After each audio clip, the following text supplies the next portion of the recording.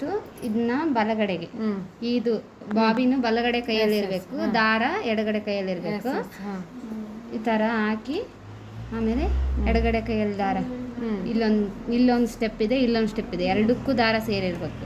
ಆಮೇಲೆ ಹಿಂಗೊಂದು round number 2 ಅಂತ ಬರುತ್ತಲ್ಲ ಅಲ್ಲಿವರೆಗೂ ಬಂದು ಹಿಂಗೆ ಎಳ್ಕೊಂಡ್ರೆ ಕಟ್ ಆಗುತ್ತೆ.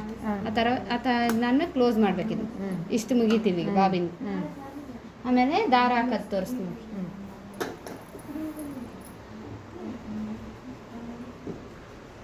ಇಲ್ಲಿ ಫಸ್ಟ್ ಆಮೇಲೆ ಈ ಥರ ಕೆಳಗಡೆ ತಗೋಬೇಕು.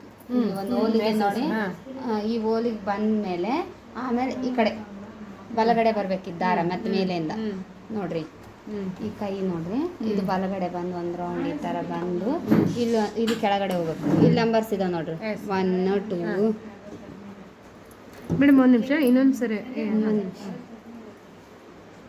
ಈ ಥರ. ಆಮೇಲೆ ಥ್ರೆಡ್ ಇದಕ್ಕೆ ಹಾಕ್ಬೇಕು.